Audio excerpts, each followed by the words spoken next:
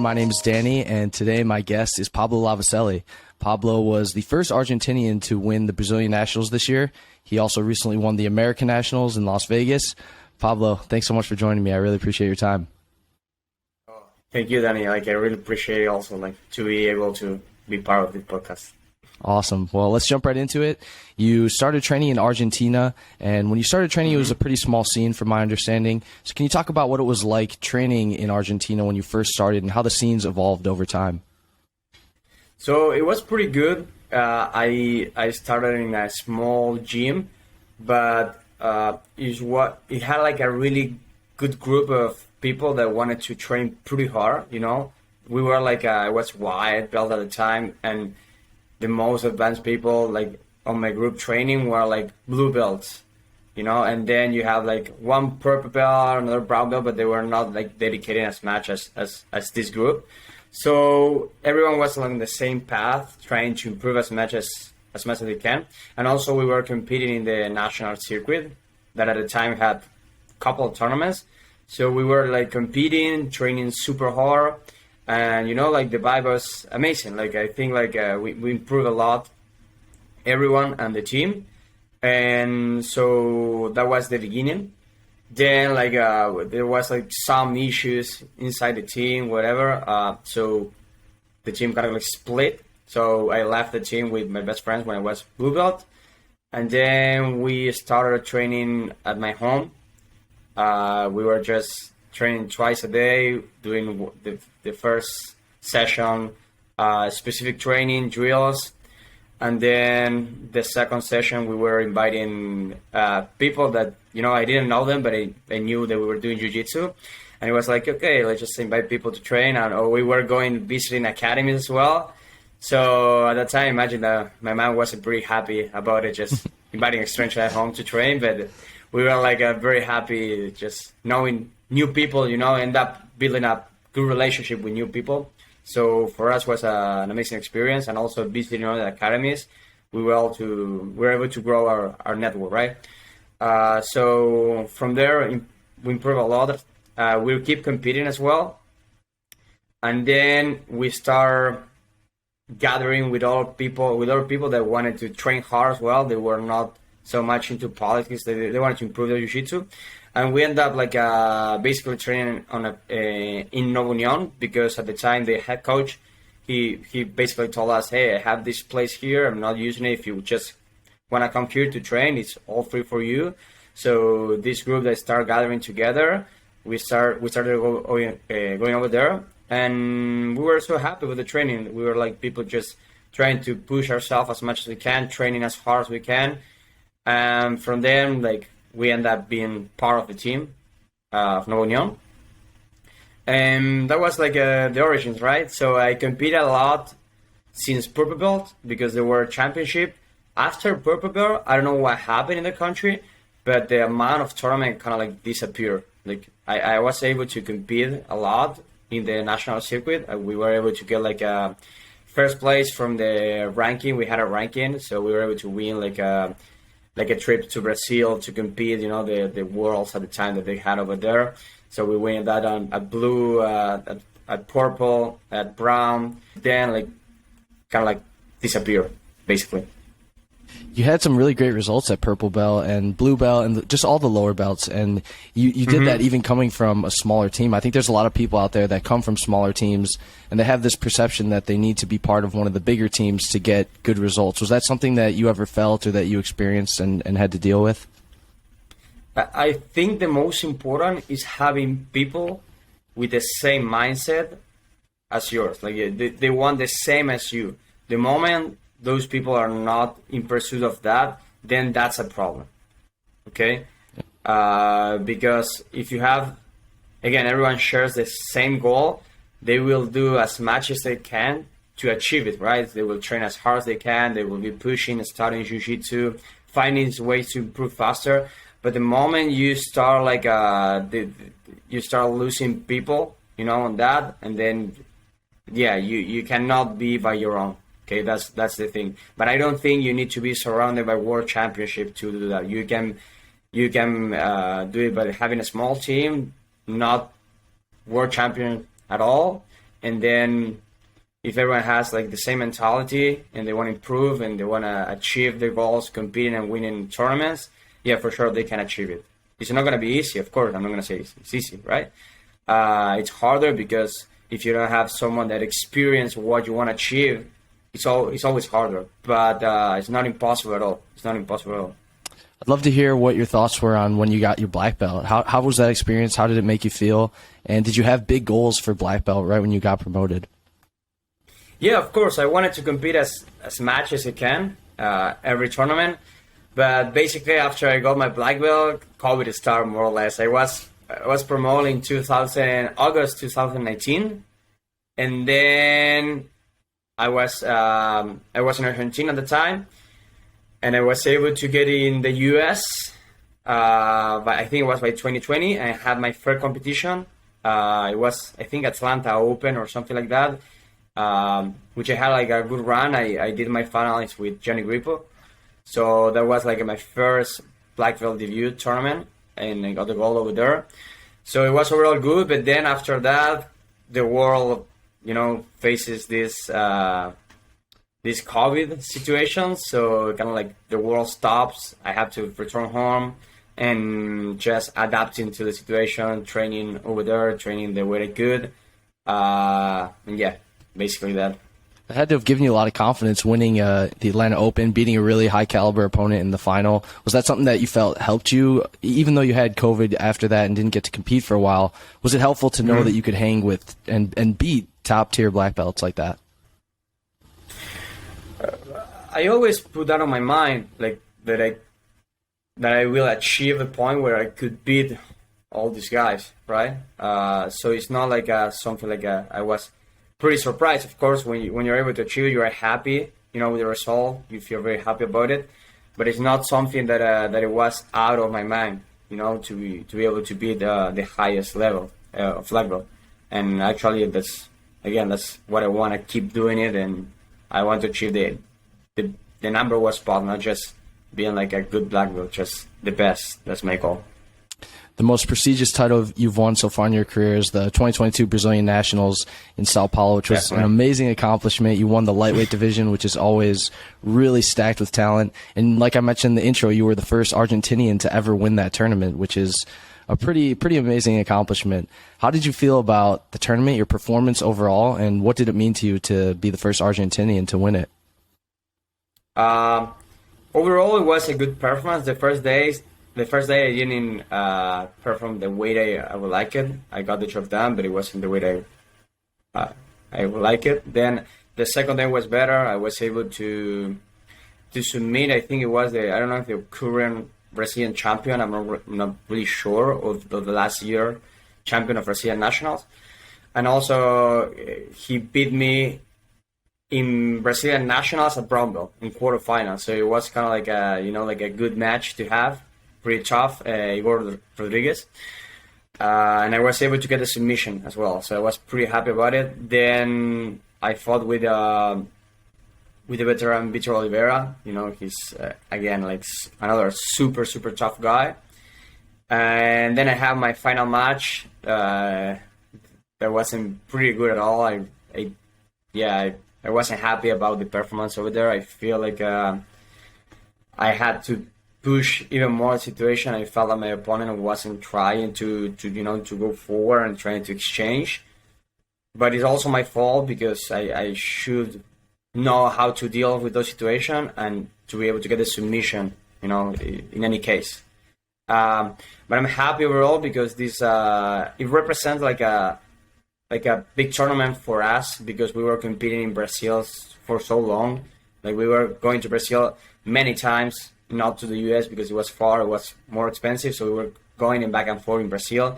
Also I think this Argentine Brazilian rivalries spreading the world. And I competed this tournament also. I competed at purple, that I had like 6 matches and I lost at the semifinals. And then I competed as brown belt and I lost in quarterfinals after 4 matches with Igor Rodriguez. And then this was my first time competing as a black belt, so like overall I think it was a good experience for me. It's very inspiring to hear that the first time that you actually won the tournament was at black belt at the highest level. Was that something that crossed your mind too as it was happening? Yeah, I don't know why, but they also happened me with other important tournaments like the Abu Dhabi as well. I was like on my first attempts as black belt, I got like the 2 titles, and also like in this tournament, I got at the first time I got like the title. So it was kind of like a good surprise, I believe, right? Just trying so much for so long, and being able to get it, like it's happiness for me. That's amazing. Another really cool announcement that you made recently is that you started training at AOJ. And I want to get into American Nationals and your performance there, but I know you started training at AOJ a little bit before you competed in that tournament. Can you talk about what went into that decision to train at AOJ and how you feel about it, like how you felt about the training so far? So as I told you before, I think something important that you need to have is people with wanting the same goal as you, right? And the same mindset. So I had people that wanted to improve as well as me, but they didn't want to compete outside, and do that. So when you don't have that, it becomes harder with time. At least for me, it's kind of like at some point I was competing alone all the time, going outside, and I didn't have a team aside with me. And also at Brazilian National, I was happy because all my teammates, they were there. But then for other tournaments, I'm like pretty by my own all the time. So it started getting super hard. Also, I believe that since blue belt, we didn't have a professor. We were our own professor, trying to fix my partner mistake, and my partner were trying to fix myself. But you have to think like as an athlete, you're very selfish. So you're just always focusing more on you than the other person, right? And when you're a professor, it's actually quite the opposite. The professor is someone that gives you. It's not someone like is focusing on himself, but it's only focusing on you and improving your performance. So I felt like that I was needing that, someone that I was able to just watch me and say and start telling me what I could do better, what I could switch. And I think like having someone like Professor Guy, it's only gonna add to my jiu-jitsu, the best performance, the best performance that I can do, out there on the tournaments. And also like having training partners that have the same mentality as well and the same goal. Again, it makes everything easier for me. And it's that, right? Like, because when you train also by your own, it's like you don't know sometimes if you're doing mistakes or if you're doing improvements, because you can say, oh, I think I'm getting better on doing this, because you have your own perspective, right? You can study tape though, right? And you can see yourself and say, I'm doing it very well. But then if a professor with experience sees you from the outside, then he can say, you might not doing it that well, right? You might having some mistake, and you are believing they're really fine. So, you're facing that situation, that scenario that is kind of like a tricky, or it could be the opposite, right? So you believe you're doing it pretty wrong, like all wrong. And actually, if a professor sees you from the outside, say, no, you're doing it fine, man. Like, keep trusting your work, like it's fine. So, those situations always arise for me. And now it's so easier. Like, I just hear whatever Professor Guy tells me, and also I'm just training. I get to train along with China as well, doing specific training with him, with John, with Cole, all the guys over there, and just whatever they tell me, I'm just trusting 100%, going in that direction, not questioning nothing, because I believe they work. So I will keep doing that. You just mentioned doing specific training with Tynan and training with Jonathan Alves, Cole Bate. What's it been like training with those guys who've had a lot of success in competition? Obviously you have too, but they've been under Guy Mendes the whole time, had that leadership from their coach. So what's it been like training with them? So I really, it's been amazing so far. They're very dedicated athletes. They have an extreme good work ethic. So you see them like teaching classes, then immediately doing the competition training, then one more class that is the fundamental class, and then immediately after that they leave because they either have to either rest fast or just preparing for the next class. They are not wasting time, they're just respecting the schedule. And for me, that says a lot from a person, right? That it's working really focused all day, from Monday to Friday or Saturday. And yeah, it adds a lot to my jiu-jitsu, training. I'm doing Chinese classes in the morning, and I get to do a lot of specific training with him. So having someone like China, that I believe nowadays probably best pound for pound in the world, but could be either number one, number two, like it's over there. So it's so damn good to have him helping me to improve my game, to improve my passes, and also to see like how he sees jiu-jitsu, how he understands jiu-jitsu, and also John Cole, and Professor Guy as well. It helps me a lot. It helps me a lot to have the vision, the understanding, and their approach to improve faster.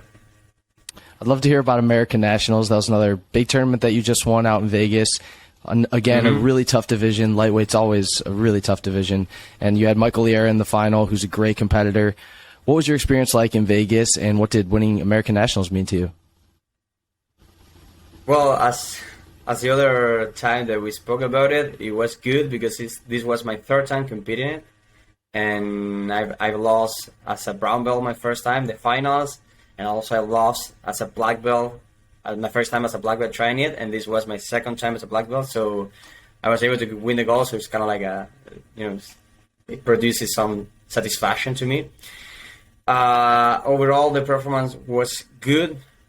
I was able to get the submission in the first match. The second match, I dominated the pace. Even though I didn't get the submission, it was pretty dominant in the match. And then the finals, I won by 2 points, like 4-2. So overall, it was good. I think there was a lot of mistakes that they have to be fixed to the future, so I can improve better, right? The idea is start getting better with each tournament. So yeah, pretty happy about it. Now the focus is, as we talked with Professor Guy, compete as much as I can to gain experience, to start building and fixing my mistake, building the game that I won. Probably more or less is for the next season. So basically that.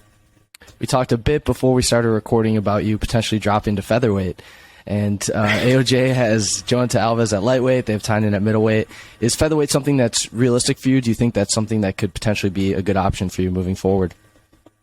Yeah, I think with preparation, it can be done. Of course, I need a time to do so, a frame time that I can achieve that weight. So the goal is more for the next season and not for this one. For the IBJJF, I'll keep doing some lights at lightweight, but then my idea is trying to maintain like a lower weight. So in the next season, I'm comfortable at that stage, and then I can compete the majors, Europeans, Pan Ams, Worlds, and then the Opens at further. That's a goal. What are some of the IBJJF tournaments that you have coming up that you're going to be competing in? So next weekend, I'm doing Austin Open. I'm doing Gi as well. Then I have Jiu-Jitsu Con in Las Vegas in September. I'm not pretty sure about. I'm trying to figure out 2 more tournaments. There are Salt Lake. No, Salt Lake already happened. It was Santa Cruz Open, and also Phoenix. Awesome. So yeah, I'm gonna be competing a lot, as much as I can. That's amazing. Well, Pablo, thank you so much for your time. I really appreciate it. Is there anyone you want to thank, or any shout outs you want to give before we wrap it up?